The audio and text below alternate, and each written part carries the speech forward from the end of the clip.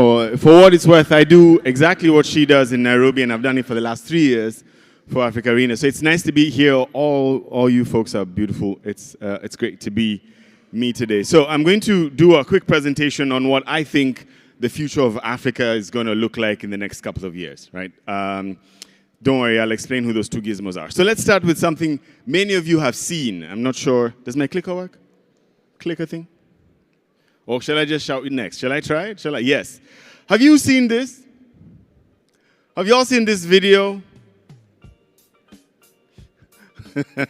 There's sound in there if you get it.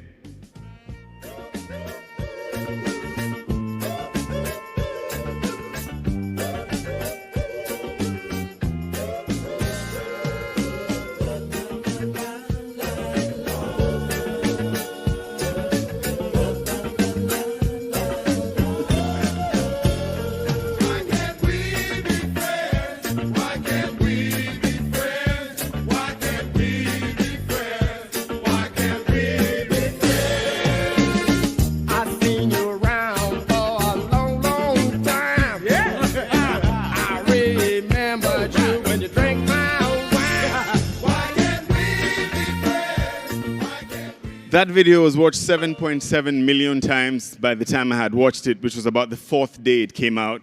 And it goes to show what it's the product that built this is called Runway. ML can be able to do with any image that it is given. It became such a big deal that, again, click a thing, please go next, that Coca-Cola decided that for the first time in the history of doing advertisements, they're going to do an advertisement that was fully AI. For context, you don't need to put the volume. The last video they made cost $6 million. This was you may know it, the very standard Coca-Cola ad that comes out around this holiday season.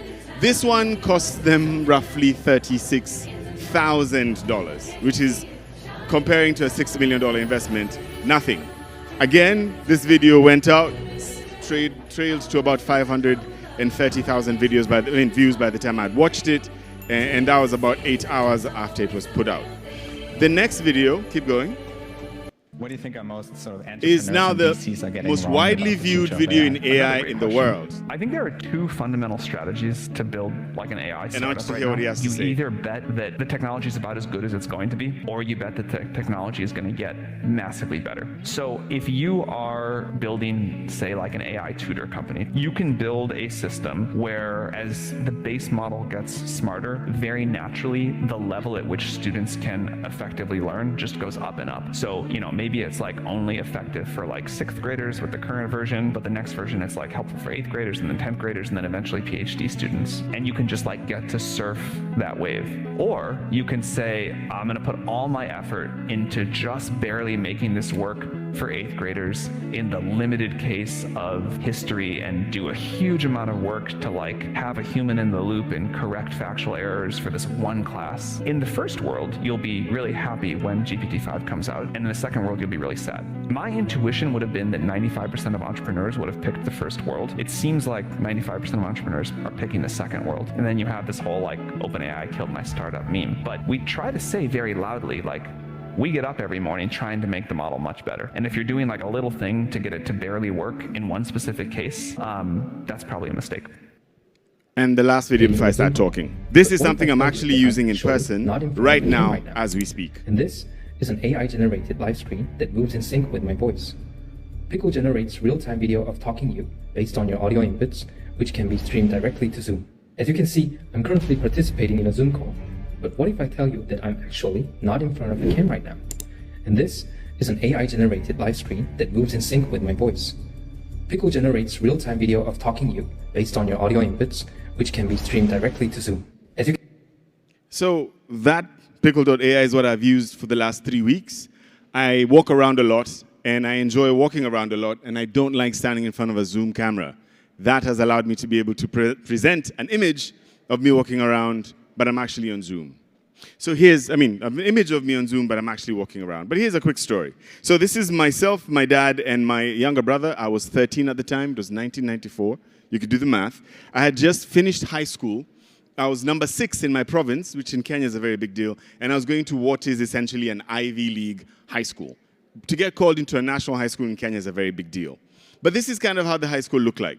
The teacher had a class of then 38, now 64, and he was supposed to pay attention to a student like me, which wasn't going to work because I'm dyslexic. I really struggled in school. I did well in primary school. I struggled in high school. So much so, in fact, that I could not get better than a D in any class in school. For y'all who don't know, in Kenya, the minimum is an E. D means you're really, really dumb.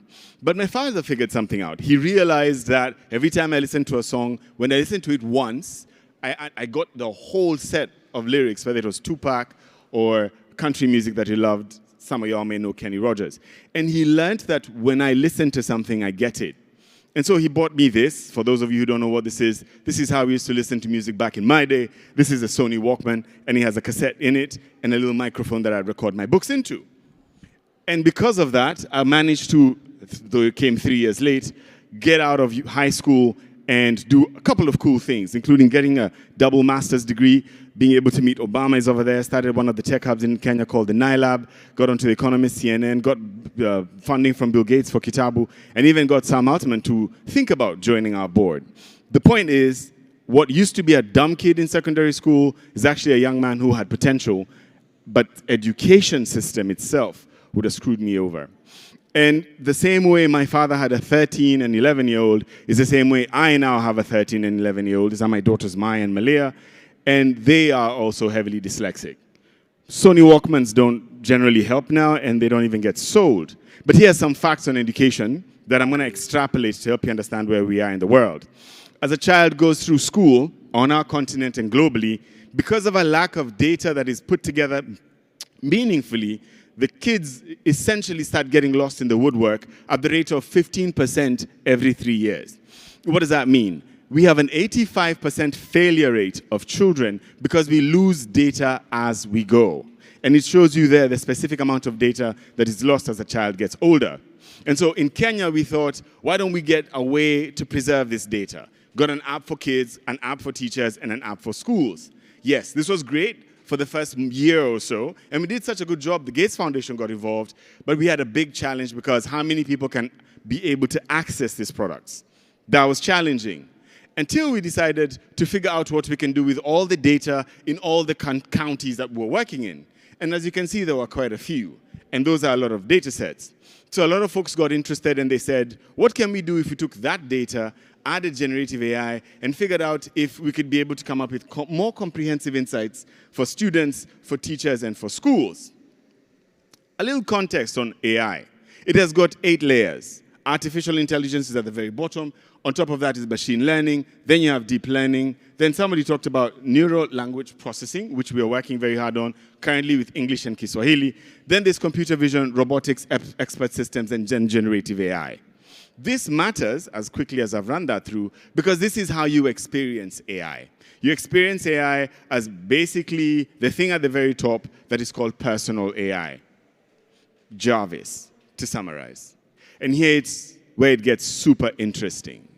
Because when we had a conversation with these folks, this is what they showed us they could do. I'm going to ask that you amp up the volume as much as you can.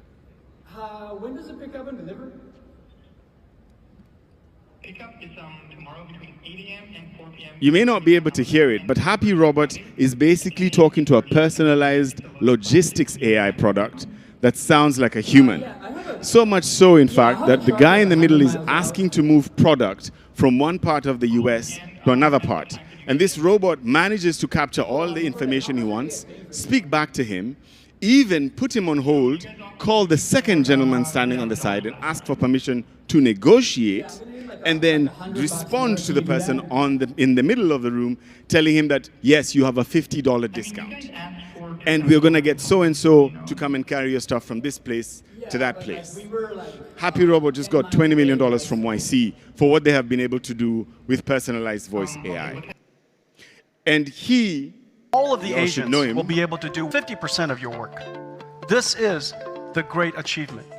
Instead of thinking about AI as replacing the work of 50% of the people, you should think that AI will do 50% of the work for 100% of the people.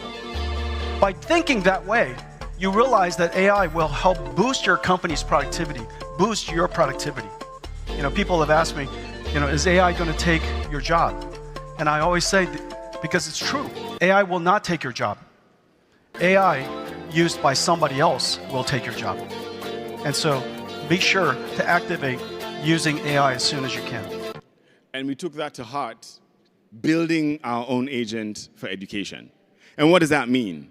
Basically, we've been working hard, and we're still going to be working hard for the next couple of months, to build an AI agent for kids, both male, female, and other, that's going to run a child through everything from ECD through to when they're finishing K through 12.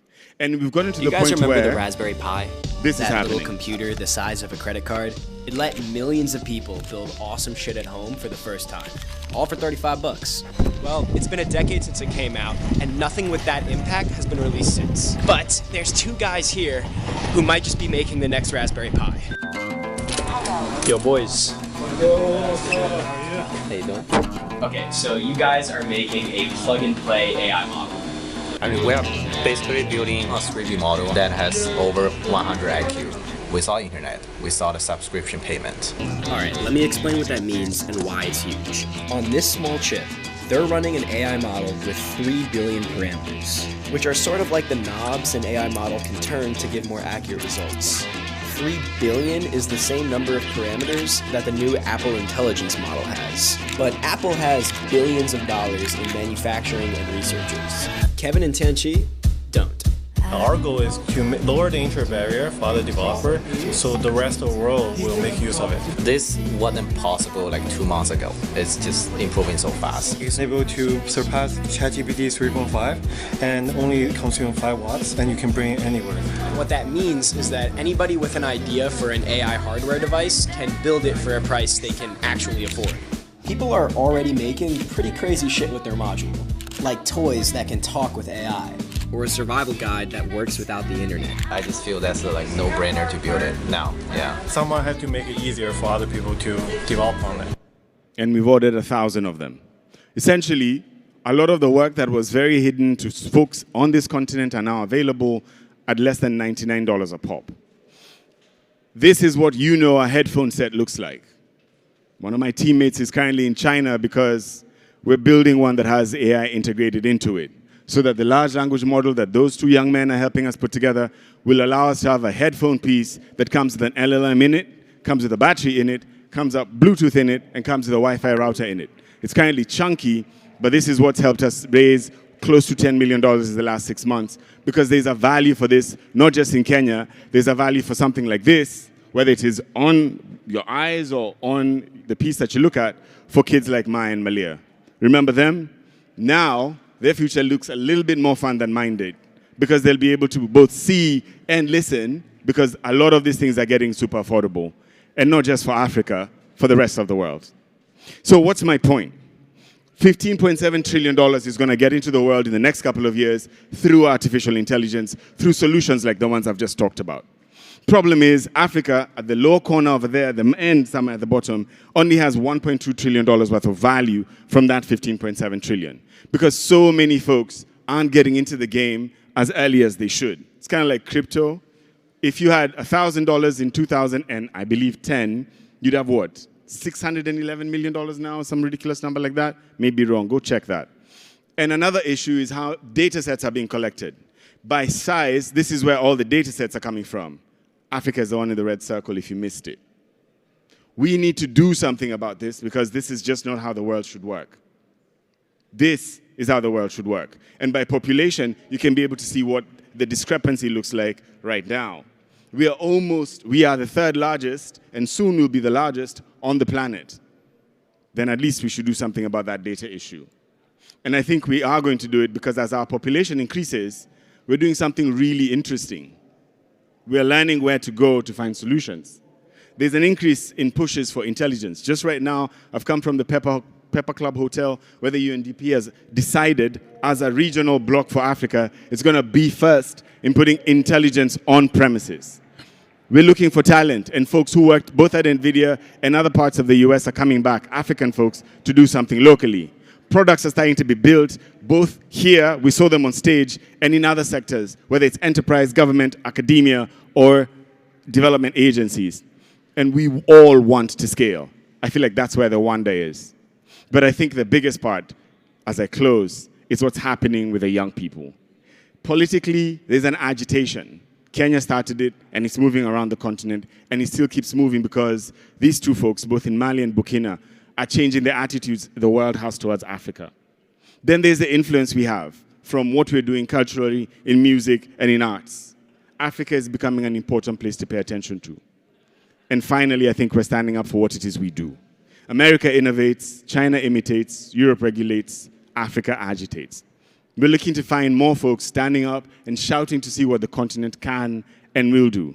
And those folks are in this room. It's been a pleasure to be around. Thank you, everyone.